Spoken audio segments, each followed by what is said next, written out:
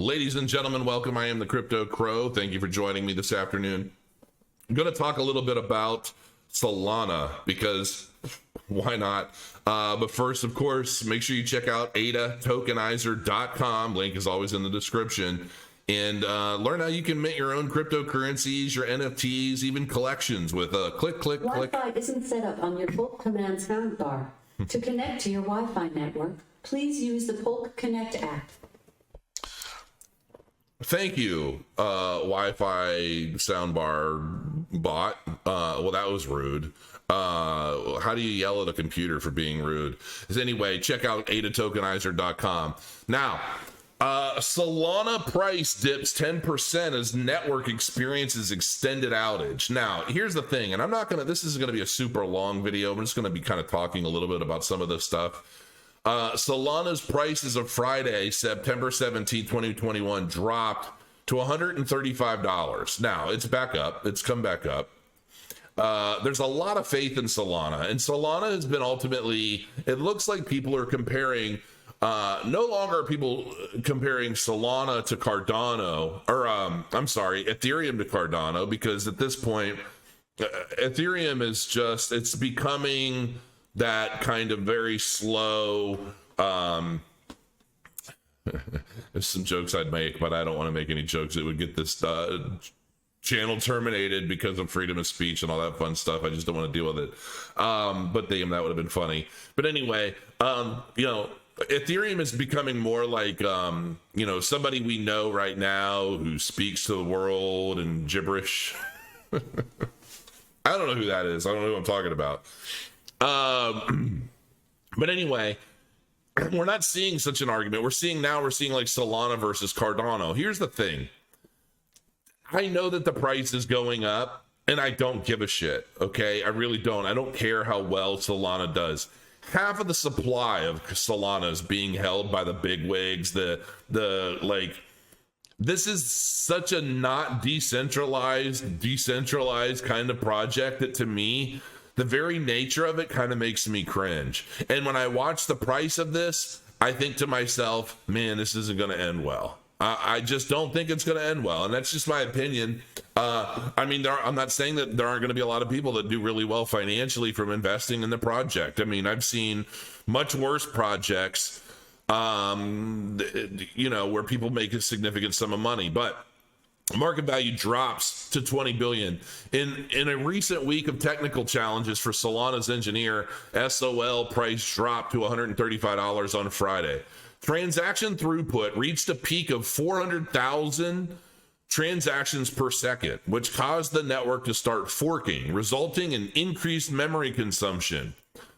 This caused some nodes to go offline. It was reportedly a layer 1 fault, which occurred for approximately 17 hours.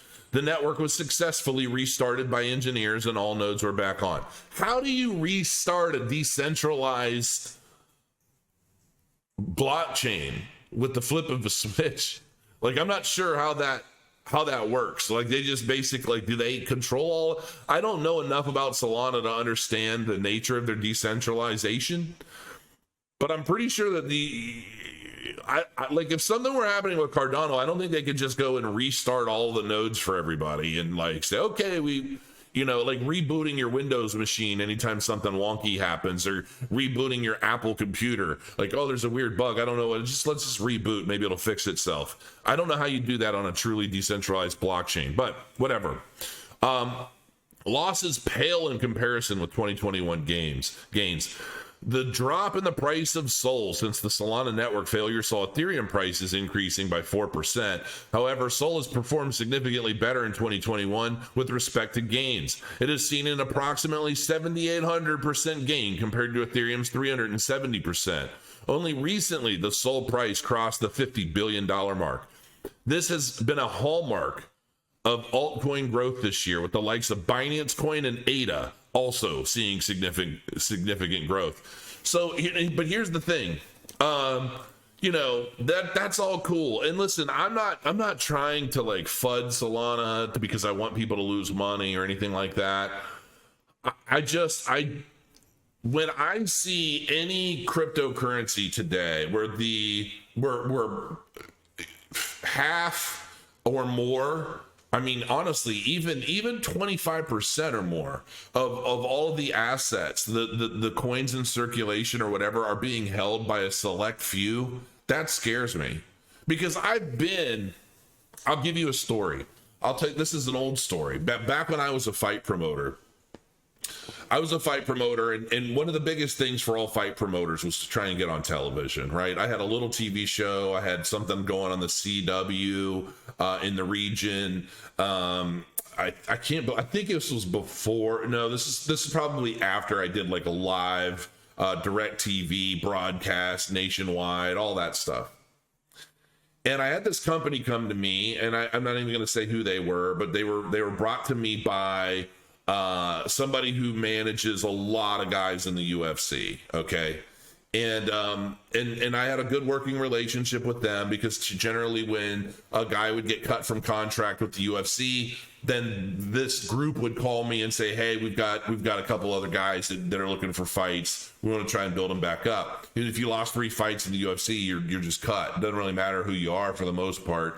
And so we'd have, big names who were cut, losing 3 in a row. And then I would pit them against guys that I either managed or that I was trying to build up to get contracts with, Strikeforce, UFC, so forth and so on. So anyway, so that's what I was doing. And they brought this company to me and they said, hey, there's this company XYZ, and they are a venture funded company, and they're about to go public, and they want to basically shoot all of your fight shows, put them on television, help you with like these big HD productions, all kinds of stuff, right? And I'm like, okay, awesome. That sounds great. Went back and forth with these guys for a while. Really started to like nail stuff down. Well, then they go public. And as soon as they went public, the venture capitalists that had up to that point funded their and they had no idea this was happening or going to happen. But the venture capitalists that basically brought them to the point of going public dumped all their shares, made the company worth jack shit, and pieced out. And they that's how they made money. They didn't have to even launch the company. They didn't even have to fulfill everything that they said they were planning to. And the CEO and all of the people that were like building this company, building the relationships with not only me, but a lot of other promoters throughout the country, really trying to get this thing going, it all fell apart completely because the venture capitalists basically, to me, that's like fraud. To me, that's not even honest. You fund a company and you have them out there hitting the pavement, building all of this stuff, getting all this paper, contracts and things like that of value. And then as soon as the company goes public, you dump all your shares on the heads of people that are buying it. No. And so that to me is what I feel about venture capitalists. I mean, to me, the vast majority of venture capitalist groups, they're not in it to build anything. They're in it to turn a profit by any means necessary. And I feel that that's the problem with a lot of these big money people is they're not about doing anything for the people. They're not about sacrificing something here or there. They're not about just trying to do the most honest business they can. Look, sometimes things don't work out. Sometimes things happen. Sometimes, you run into situations and you try to remedy them. And I think I'm from a place in my head where you try to do everything in your power to make the pains of unexpected situations easier to bear for the people that are trusting you, right? A lot of these venture capitalists don't do any of that. They don't give a shit. Okay? They don't care at all. They don't care about people. They don't care about anybody. They care about the numbers in their balance sheet.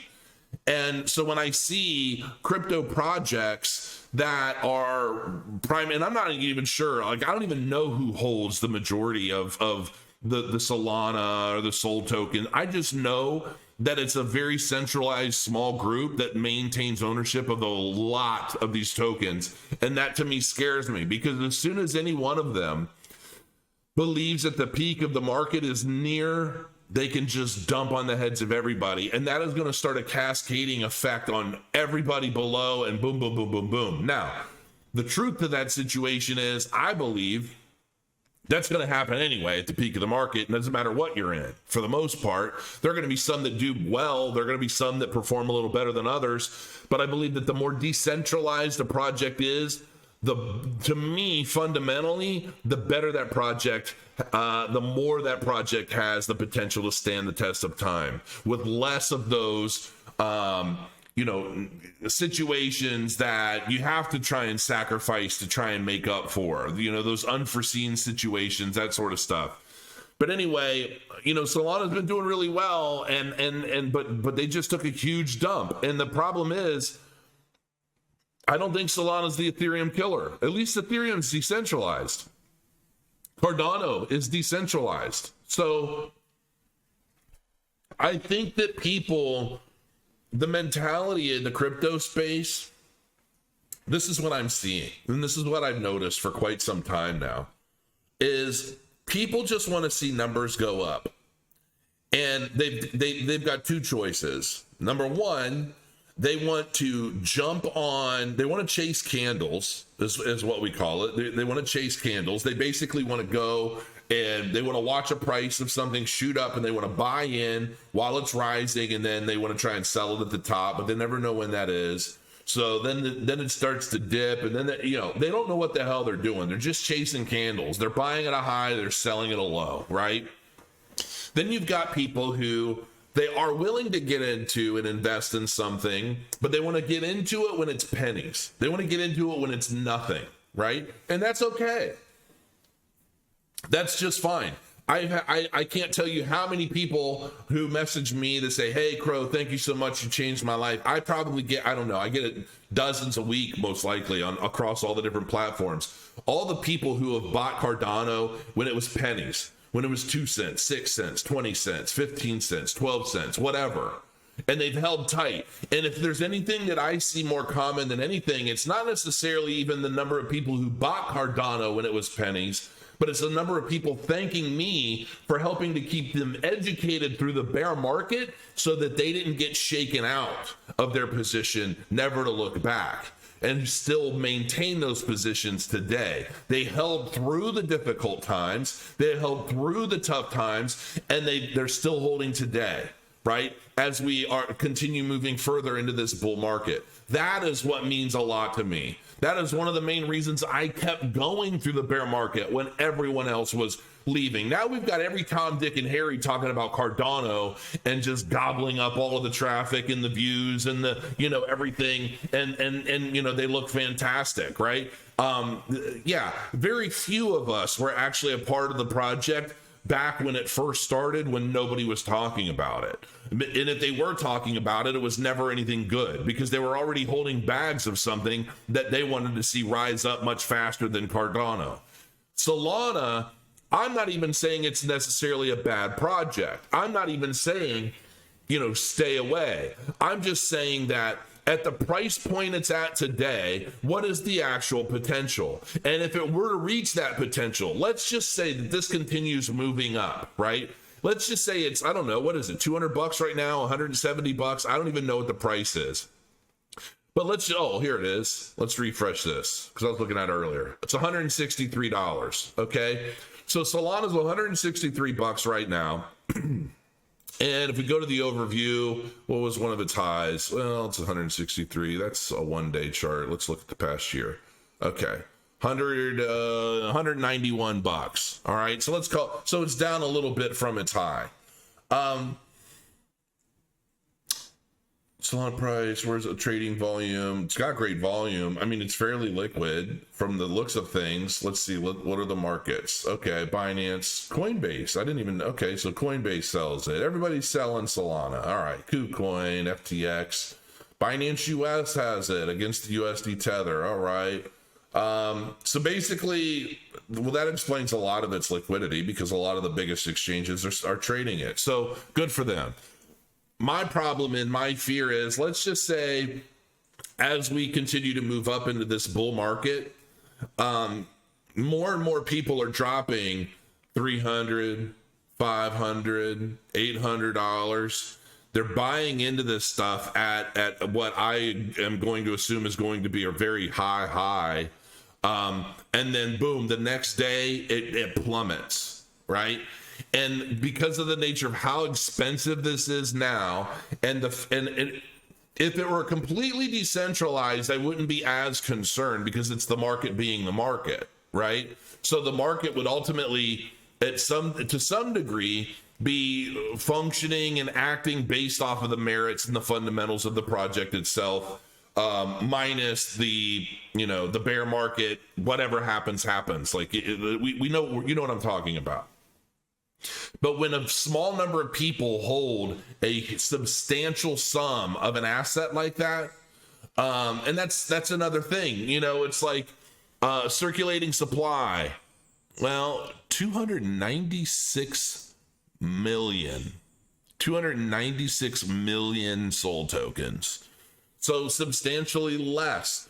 So just any way you slice this, it just looks scary to me.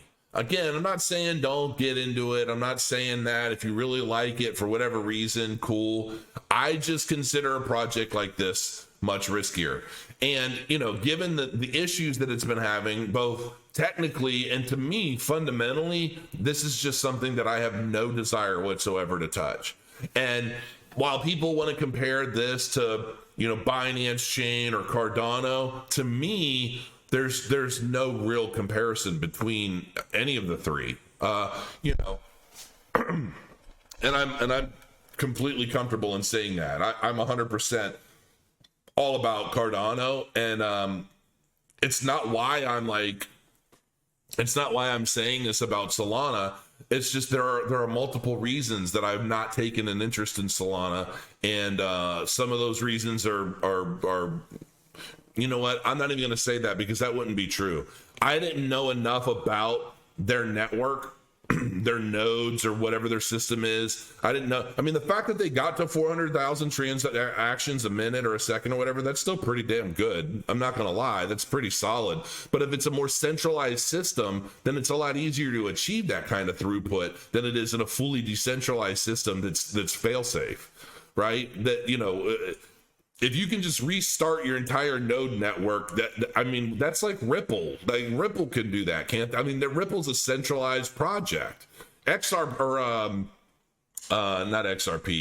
That's funny. XRP network activity soars as top trader turns bullish. XLM, Stellar Lumens. That's the more decentralized version of it. So, for me, I'm just staying away from Solana, and I'm doing this video a lot because I get so many of you guys messaging me. What do you think about this? What do you think about this? What do you think about that? This is what I think about it. I'm staying away. I have no interest in it whatsoever. Even if Solana were to go up to $1,000, I still have no interest in it. To me, my money feels safer, whether it is or not. It feels safer in other places. So for me, Solana, so long. Till next time, grow your coins. I'll see you again soon.